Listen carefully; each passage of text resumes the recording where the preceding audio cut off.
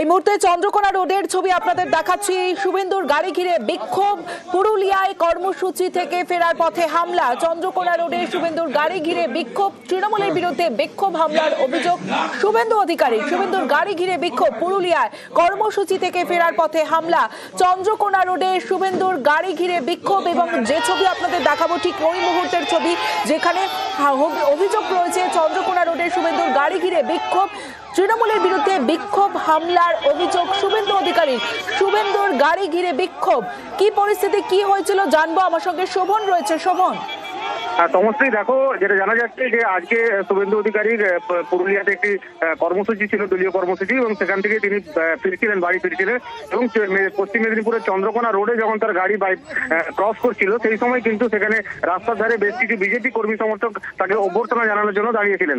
তার উল্টো দিকে কিন্তু তৃণমূল কর্মী সমর্থকরাও জমায়েত করেছিল বলে অভিযোগ। এবং যখন শুভেন্দু অধিকারীর গাড়ি যখন চন্দ্রকোনা রোড ক্রস করে সেই সময় কিন্তু যারা তৃণমূল কর্মী সমর্থকরা ছিল তারা কিন্তু শুভেন্দু অধিকারীর গাড়ি আজকে বিক্ষোভ দেখায় এবং তার গাড়িতে আক্রমণ করে বলে অভিযোগ।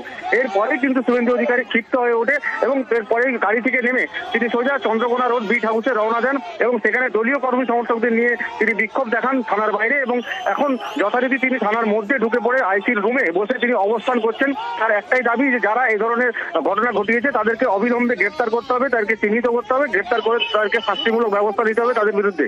তা না হলে কিন্তু তিনি অবস্থান বিক্ষোভ চালিয়ে যাবেন। অবশ্যই শোভনা, একটা বিষয় জানতে চাইবো, কতক্ষণ হয়েছে, কতক্ষণ আগের ঘটনা? এবং তুমি যেমনটা জানাচ্ছিলে যে এখনো পর্যন্ত থানায় বসে আছেন রাজ্যের বিরোধী দলনেতা শুভেন্দু অধিকারী।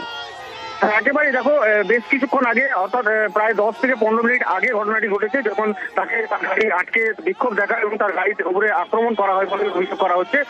এটি 10 থেকে 15 মিনিট আগে ঘটেছিল এবং তারপরেই সঙ্গে সঙ্গে তিনি কিন্তু গাড়ি থেকে নেমে চন্দ্রকোনা রোড বিট হাউসের দিকে রওনা দেন এবং তার সঙ্গে দলীয় কর্মী সমর্থকরাও ছিল। তারা চন্দ্রকোনা রোড বিট হাউস থানার মধ্যে ঢুকে পড়ে এবং শুভেন্দু অধিকারী যথারীতি আইসির যে নিজস্ব চেম্বার, সেই চেম্বারে ঢুকে পড়েন এবং চেম্বারের মধ্যেই কিন্তু তিনি বসে পড়েন এবং তিনি বসে পড়ে তিনি দাবি জানান যতক্ষণ না পর্যন্ত যারা এই ধরনের ঘটনা ঘটিয়েছে, যারা তার গাড়ির উপরে আক্রমণ চালিয়েছে, তাদের যতক্ষণ না চিহ্নিত করা হচ্ছে এবং এর পেছনে পুলিশেরও মদত রয়েছে বলেও তিনি অভিযোগ তুলছেন। বেশ শোভন, তুমি পরিস্থিতির উপর নজর রাখো।